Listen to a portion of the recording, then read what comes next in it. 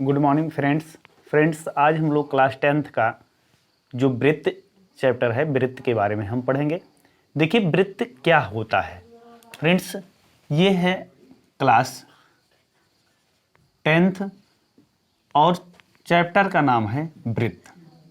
तो देखिए ये वृत्त क्या होता है फ्रेंड्स, वृत्त जो होता है एक प्रकार का पथ होता है और वह पथ किससे बना होता है, बिंदुओं से बना होता है और उनके एक क्वालिटी क्या होते हैं। देखिए फ्रेंड्स ये जो है जैसे बिंदुओं का एक पथ है, एक रास्ता है और ये सभी बिंदु क्या हैं, किसी एक स्थिर बिंदु से समान दूरी पर हैं। मतलब इनके इन बिंदु और इन या इस पर जितने भी बिंदु हैं इनसे समान दूरी पर हैं।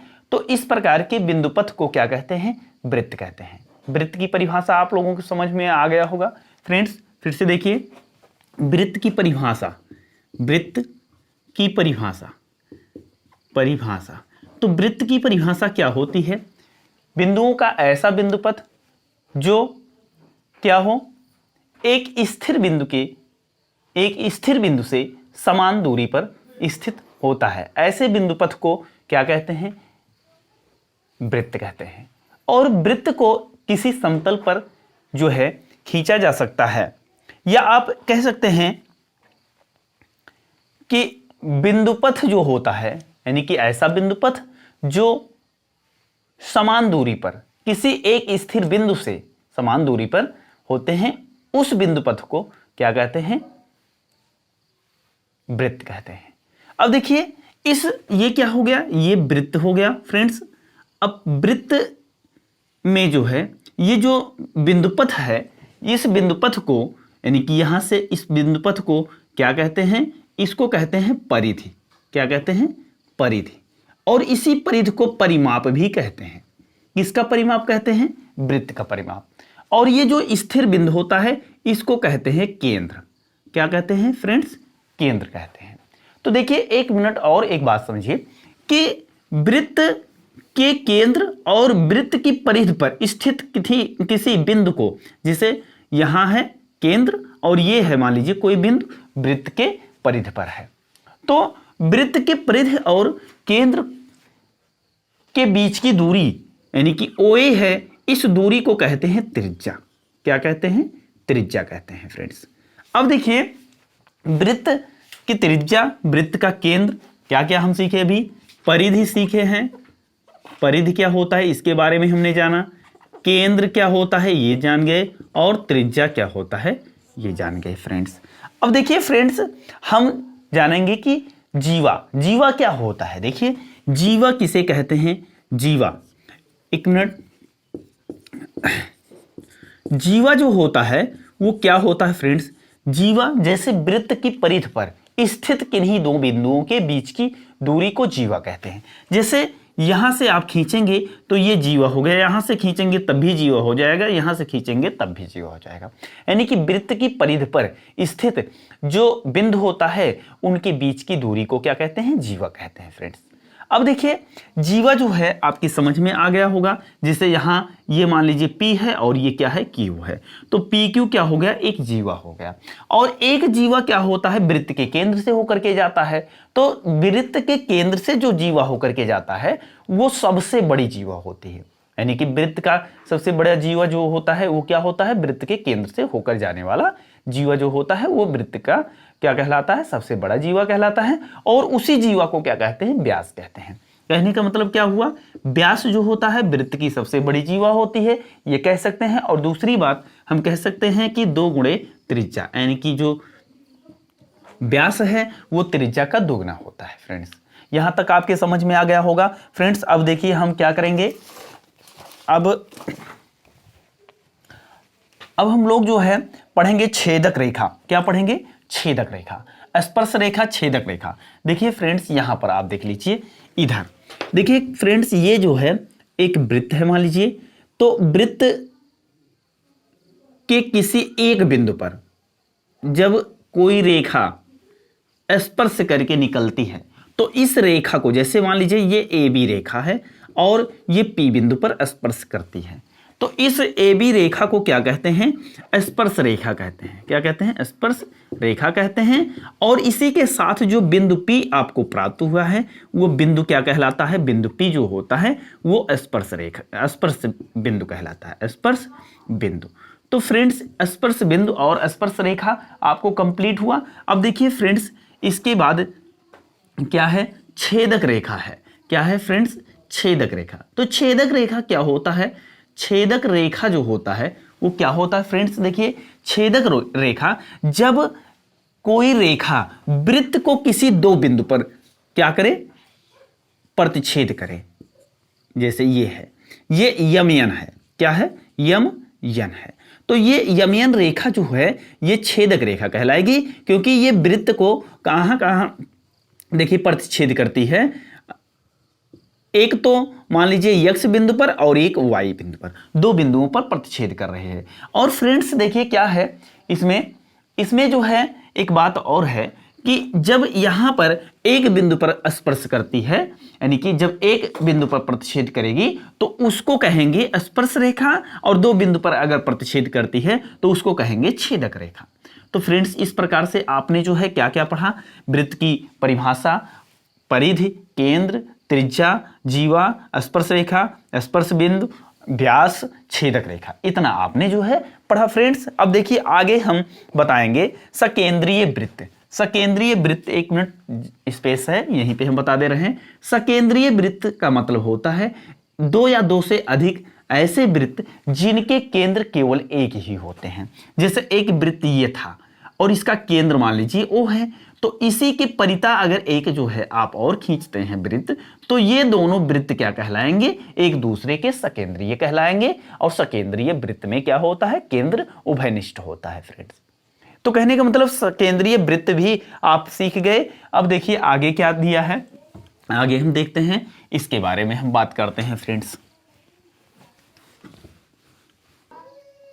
फ्रेंड्स एक प्रमेय है, वृत्त के किसी बिंदु पर स्पर्श रेखा और स्पर्श बिंदु से जाने वाली, मतलब स्पर्श रेखा देखिए क्या है?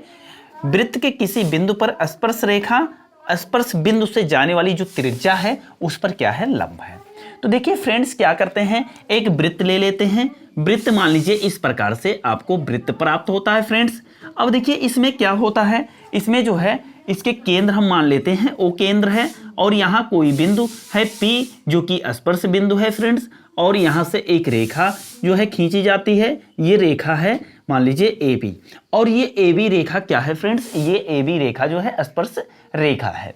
तो स्पर्श रेखा अभी देखिए क्या बोले थे वृत्त के किसी बिंदु पर, वृत्त का किसी बिंदु ये है मान लीजिए, स्पर्श रेखा ये है, और ये स्पर्श रेखा स्पर्श बिंदु, इनसे जो जाने वाली ये त्रिज्या OP है वो क्या है? AB पर लंब है फ्रेंड्स। तो देखिए यहां से हम क्या करते हैं फ्रेंड्स, यहां एक कोई बिंदु ले लेते हैं, मान लीजिए Q बिंदु ले लेते हैं। Q बिंदु जब हम लेते हैं तो Q को O से मिला देते हैं फ्रेंड्स, और Q को O से जब हम मिलाएंगे तो उस कंडीशन में जो है देखते हैं कि जो त्रिज्या हमारी है वो त्रिज्या है OP, क्या है? OP है। और देख रहे हैं कि जो है OQ जो है क्या है? त्रिज्या से छोटी है। क्या है? त्रिज्या से बड़ी है फ्रेंड्स। क्या है?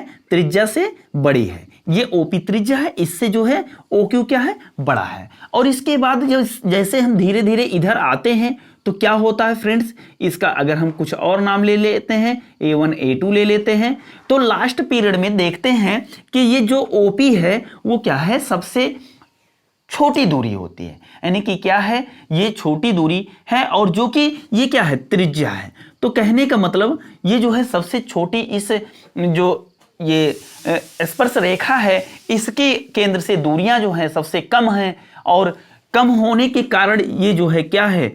ये जो है सबसे छोटी दूरी है, और यही क्या है? त्रिज्या है। इसलिए हम कह सकते हैं, क्या कह सकते हैं कि OP जो है OP लंब है। क्या OP लंब है? AB।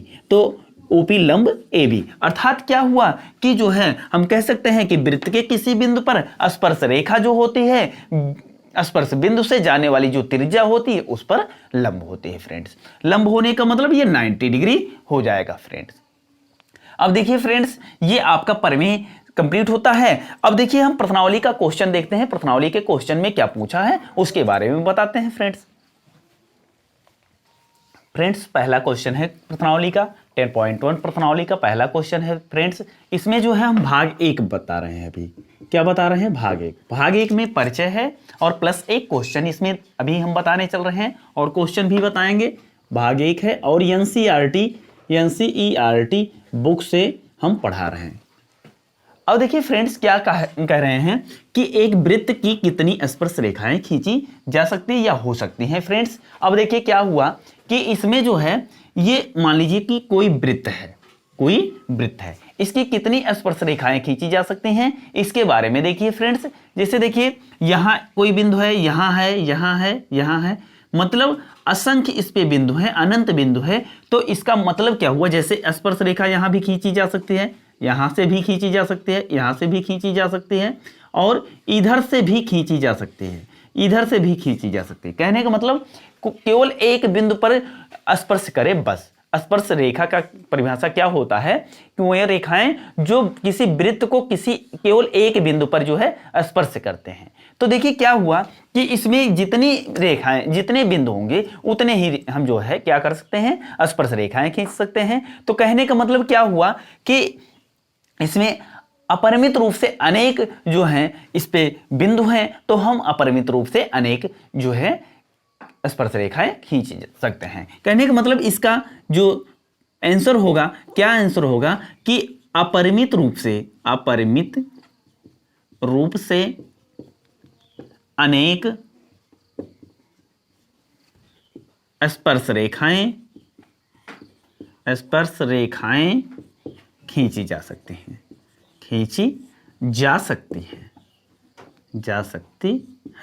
तो फ्रेंड्स इस प्रकार से जो है ये पहला क्वेश्चन आपका कंप्लीट हुआ। फ्रेंड्स अब जो है सेकंड क्वेश्चन हम जो है और इसके बाद जितने भी क्वेश्चन बचे हैं हम उनको देखते हैं, वो क्या है उसके बारे में भी हम बताते हैं। अब देखिए फ्रेंड्स अगला क्या क्वेश्चन है कि रिक्त स्थानों की पूर्ति कीजिए। तो और इसमें ये टोटल 4 क्वेश्चन हैं, 3 क्वेश्चन बच रहे हैं। ये 3 क्वेश्चन फ्रेंड्स हम जो है अगले भाग में बताएंगे। और फ्रेंड्स ये परिचय जो अभी हमने बताया वो परिचय आप जरूर पढ़िएगा, क्योंकि उसी के बेसिस पर ही जो है आप कोई भी क्वेश्चन को सॉल्व कर पाएंगे, अच्छे से कर पाएंगे। और अगर वो परिचय आपको पता नहीं है तो अच्छे से नहीं कर पाएंगे, समझ में भी नहीं आएगा फ्रेंड्स। और इस वीडियो के साथ आप जो है देखिए एंजॉय कीजिए, यानी कि पढ़िए, अच्छे से तैयारी कीजिए फ्रेंड्स। अब मिलते हैं दूसरे भाग में।